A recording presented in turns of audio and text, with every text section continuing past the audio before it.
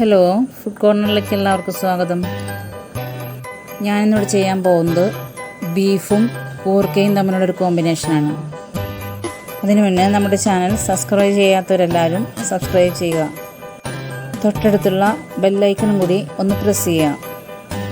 അപ്പോൾ ആ സൈഡിൽ വരുന്ന ഓൾ എന്ന ഓപ്ഷനും കൂടി ഒന്ന് പ്രസ് ചെയ്തേക്കണേ. അപ്പോൾ മാത്രമേ ഞാനിടുന്ന എല്ലാ വീഡിയോസിൻ്റെയും നോട്ടിഫിക്കേഷൻസ് നിങ്ങൾക്ക് കിട്ടുകയുള്ളൂ. 1 കിലോ ബീഫ് ഇഞ്ചിയും പച്ചമുളകും വേപ്പിലയും ഉപ്പും ചേർത്ത് വേവിച്ചെടുത്തതാണിത്. അതിലേക്ക് 300 ഗ്രാമോളം കൂർക്ക 4 മുറിച്ചെടുത്തിട്ടുണ്ട്. ഒരു തവ അടപ്പത്ത് വെച്ച് അതിലേക്ക് അല്പം വെളിച്ചെണ്ണ ഒഴിച്ചു കൊടുക്കാം. വെളിച്ചെണ്ണ ചൂടായി വരുമ്പോൾ അതിൽ അല്പം വേപ്പിലയും ഇഞ്ചിയും വെളുത്തുള്ളിയും ചേർത്ത് ഒന്ന് വഴറ്റി കൊടുക്കാം.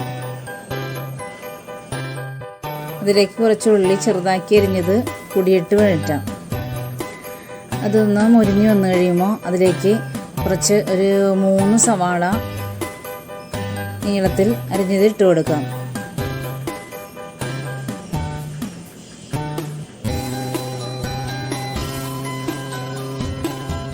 അത് നന്നായി വഴറ്റിയെടുക്കണം. പെട്ടെന്ന് പാകമാകുമെന്ന് ഒരു നുള്ള് ഉപ്പ് ചേർത്ത് നമുക്ക് വഴറ്റാം. ഈ കറിയുടെ പ്രത്യേകത, ഇതിൽ മല്ലിപ്പൊടി നമ്മൾ ചേർക്കില്ല. അത് കഴിഞ്ഞ് ബാക്കിയുള്ള ഐറ്റംസ് മാത്രമേ നമ്മളിതിൽ ആഡ് ചെയ്യുകയുള്ളൂ. 1/2 സ്പൂൺ കുരുമുളക് പൊടി, 1/2 സ്പൂൺ മഞ്ഞൾപ്പൊടി, 2 സ്പൂൺ ഇടിച്ച മുളക്, 1 സ്പൂൺ ഗരം മസാല പൗഡർ. ഇത് ചേർത്ത് നമുക്ക് നന്നായി ഒന്ന് ഇളക്കി കൊടുക്കാം. മസാലക്കൂട്ട് ഒന്ന് മുരിഞ്ഞ് വരുമ്പോൾ അതിലേക്ക് നമുക്ക് വേവിച്ച് വെച്ചിരിക്കുന്ന ബീഫ് ഇട്ട് കൊടുക്കാം.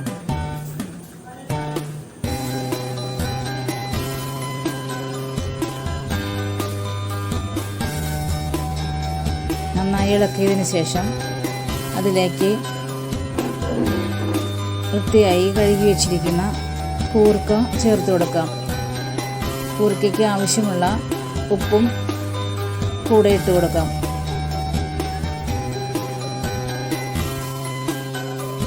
ഉപ്പിട്ടിളക്കിയതിന് ശേഷം നമുക്കൊരു 5 മിനിറ്റ് ഒന്ന് മൂടി വെച്ചേക്കാം. 5 മിനിറ്റ് കഴിഞ്ഞ് മൂടി മാറ്റിയതിന് ശേഷം നമുക്ക് ഒരു 1/2 സ്പൂൺ വിനാഗിരി ഒഴിച്ച് വീണ്ടും ഒന്ന് ഇളക്കി കൊടുക്കാം.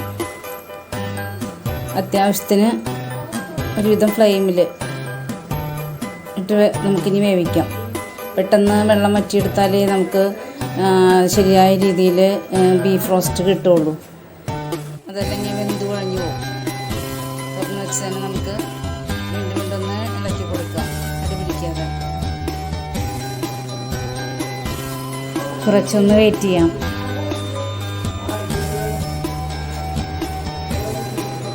ബീഫിലെ വെള്ളത്തിൻ്റെ കണ്ടൻറ്റ് മാറുന്നത് വരെ നമുക്ക് അടുപ്പത്ത് വയ്ക്കാം.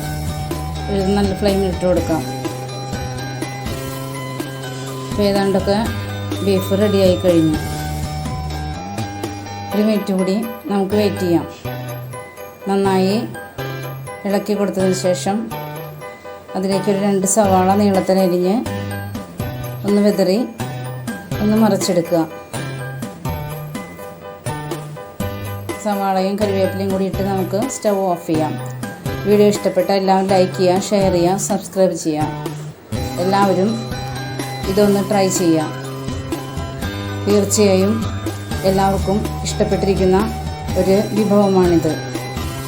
Thanks for watching the video. By.